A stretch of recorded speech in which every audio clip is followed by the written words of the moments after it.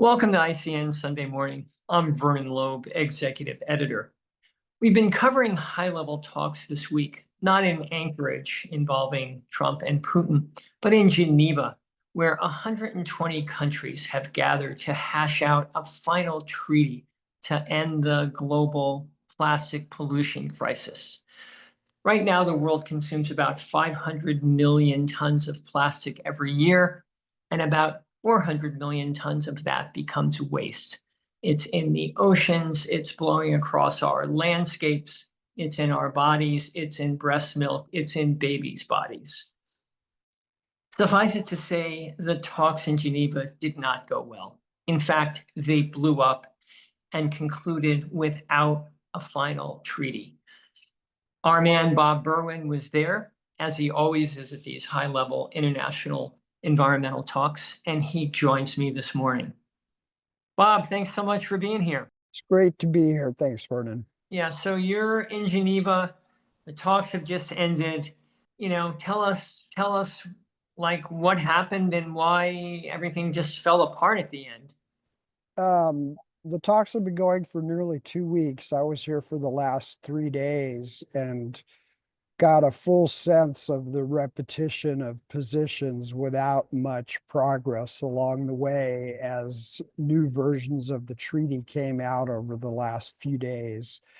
So in some ways, it was foreseeable that this discussion was going to break down along the lines of whether or not there should be enforceable, globally mandated limits on production and consumption of plastic, or if it should be a voluntary agreement similar to the Paris Climate Agreement with countries setting individual national targets and trying to cooperate on other levels. And so they could not agree on, on language for a treaty that covered this point. And that was the goal, to come up with a binding treaty. That was the goal. That's under a United Nations mandate from 2022, in which all countries in the United Nations agreed to come up with a treaty. And the language strongly suggests that the treaty should address the production of plastic as well. And so there's a huge group of countries, 80s to 100, including the EU, including many countries in the global south, who want to live up to that mandate from the United Nations Environmental Assembly, which again includes all countries. As you know, the UN functions on a mostly consensus-based approach, versus a smaller group of countries at these Geneva talks and the preceding 4 sessions of plastics negotiations. A smaller group of countries that are very heavily involved in fossil fuel production and processing, including for the production of plastic, which is where most of it comes from. Right. And the US is more or less aligned with the fossil fuel producing bloc. The US stated in writing that it's opposed to language in a treaty that would obligate countries to somehow limit production. Yeah. So the Trump administration has basically withdrawn from the Paris climate process. It didn't attend the Oceans Conference earlier this year in Nice. But Trump administration officials from the State Department were at these talks. And it's interesting that they actually were in a position not too far from where they were under the Biden administration. So explain to us where the US and Trump administration were in these talks. What role did they play? They asked for the microphone a few times early during plenary sessions, which some observers who've been watching these talks said was pretty unusual, to raise mostly procedural questions about what scope the treaty should have and to raise its concerns about any language in very couched diplomatic terms, raised concerns about language that would address production, and that there would be no agreement from the US on that point. Under Biden, the one observer for an NGO who's been watching the plastics talks from the beginning, and the first four sessions were during the Biden administration.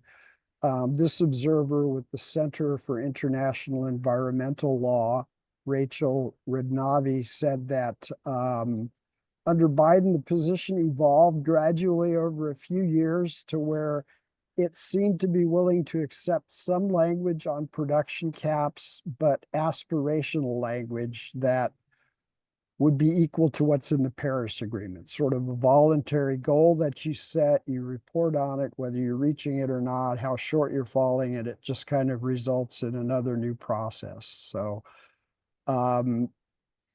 So that was under the Biden administration over the last couple of years. This is the first session in Geneva with the Trump administration, same negotiating team, not exactly the same heads. I'm not sure about the rest. Basically took a much more hardline position, rejecting really any mention of production caps. Yeah, no limits on plastic production, no limits on consumption. I should note that in the US right now, I think only 5 to 6% of all plastics are recycled. It used to be a little higher, like 8%. But Mhm. that recycling you put out at your curb every week, most of that does not get Right, recycled. It either gets right, landfilled or it gets incinerated, but it right, doesn't get reused again in new plastic stuff. right. Yeah, I mean, I think when you follow these talks too much, you get lost in the diplomatic language. All they talk about are article this and article that, paragraph this.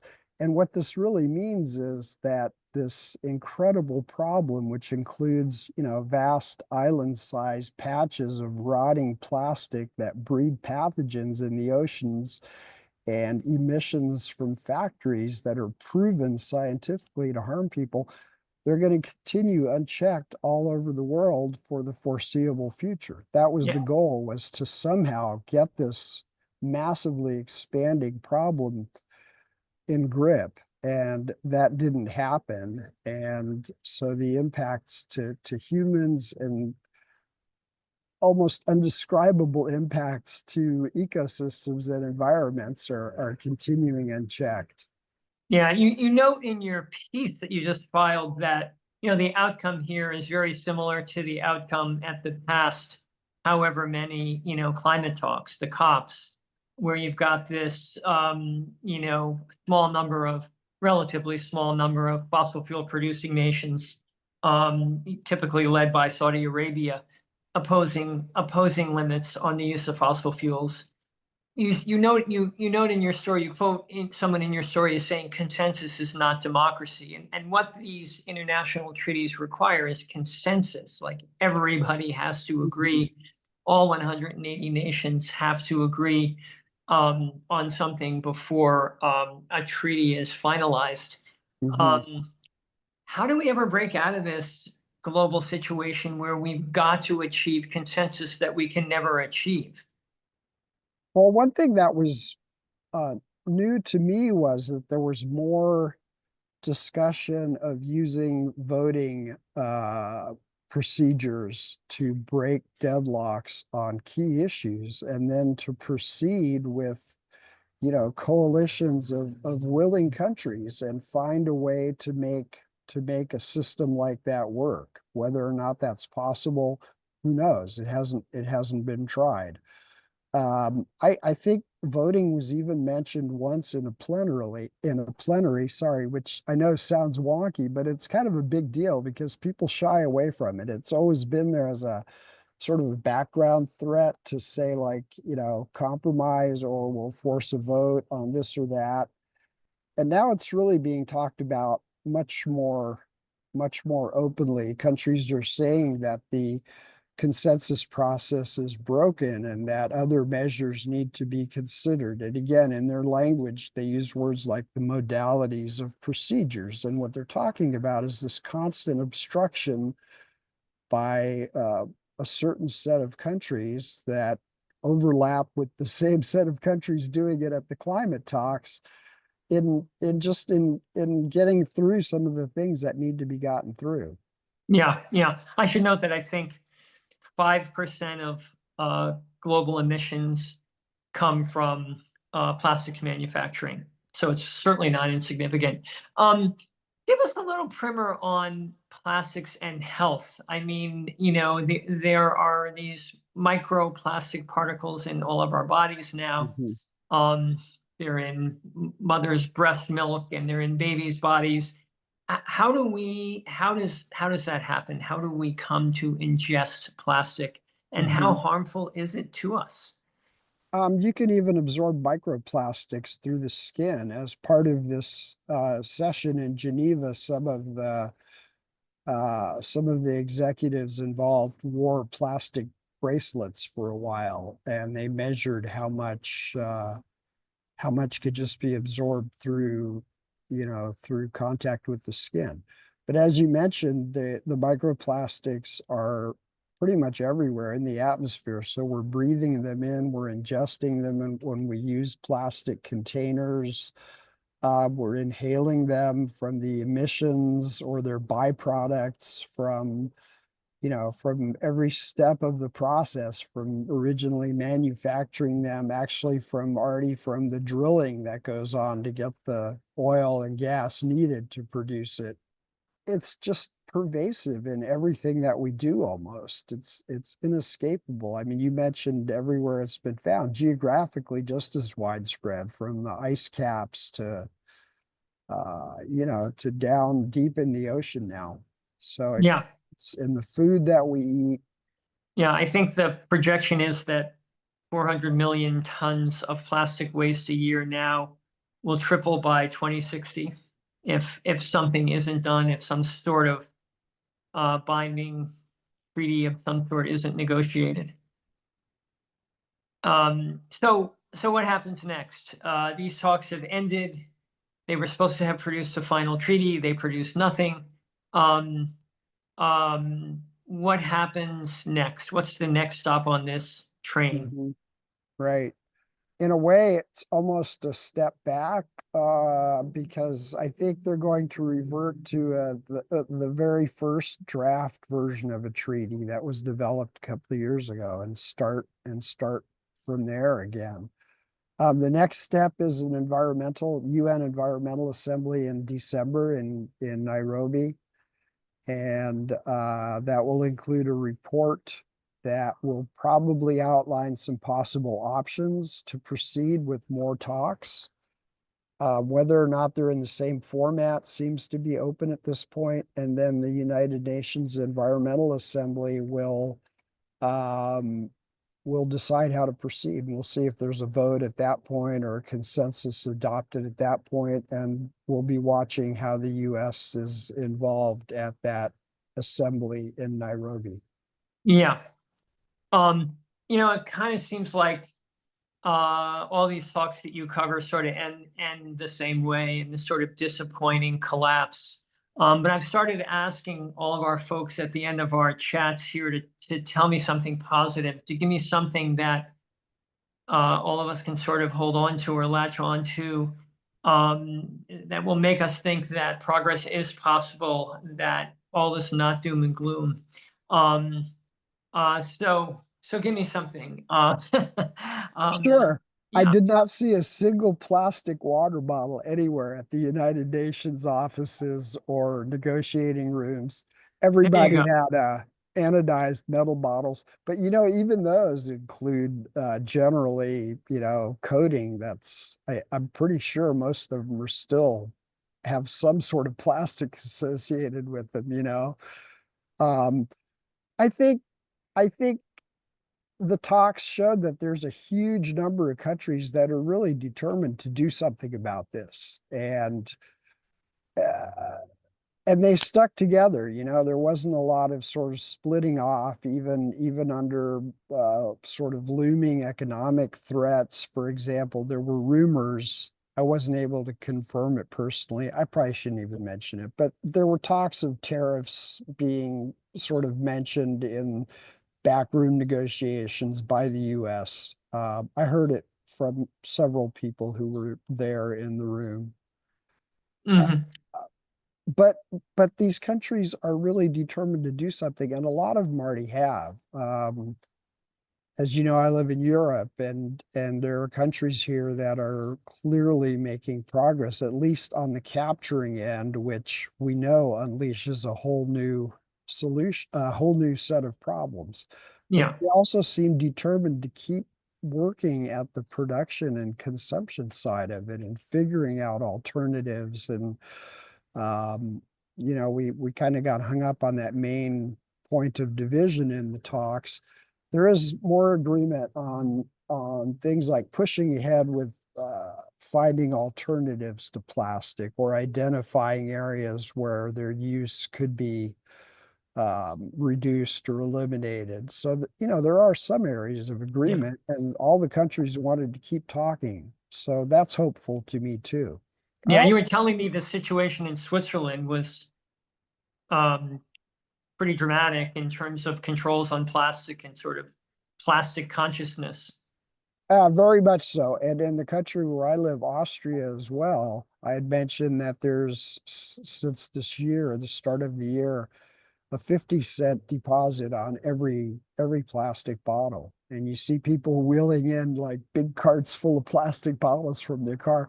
Maybe that'll make people tired of it and make them demand more action from their politicians too. Yeah. Yeah. I Um, one last positive point. I yeah. do think that in again bringing in the US into this context, that we're seeing kind of a global shift in the balance of or in the alignment of countries, and this group of countries of the EU and the global South seem to, you know, be coalescing and working together and more determined in the face of you know, of what's happening with US policy and collaboration internationally to move ahead, knowing that they have to if they want to do anything about these problems. And Yeah. again, it's sort of going into an unknown world, but I don't see resignment and saying like, oh, well, we're all just going to walk away from all of this because just because the US isn't like cheerleading, you know, or something like that. I mean, I see more determination and more cohesion. And it's a tough fight, but it's ongoing. And I don't think this plastic issue is going away. Yeah. Yeah. And for us Americans, it's hopeful to realize that on the other side of this equation are countries like France and Britain and Germany, all arguing for much greater controls on the production of plastic. It's not just the developing nations. It's really most of the rest of the world finally coming together and saying like, "Hey, we got to do something about this." Right. Yeah. Um, get your ticket to Nairobi, I guess, and we'll see what happens in December at those talks. You'll also be at COP in Brazil this year, correct? Correct. Yeah, that should be interesting, really interesting being in Brazil. And how many in a row have you covered? How many COPs in a row have you been to? Oh my. Since Glasgow. So sorry, I'm not good at numbers Right. off the top of my head like that, but this will be the fourth, I think, in a row. Yeah. Yeah. Yeah. Yeah. Well, So here's to not ending in the way we've ended at these talks here in Geneva. Let's hope something really interesting comes right. out of the COP in Brazil this year. So, Bob, as always, great to see you. You're our only staff member who lives in Europe, so always great to get a little FaceTime with you and keep up the good work. And thanks for joining me. Thanks, Vernon. It was great to talk with you. Thanks. And Have a thanks to good all of day. you for watching this morning and for reading our work and for supporting our work at Inside Climate News.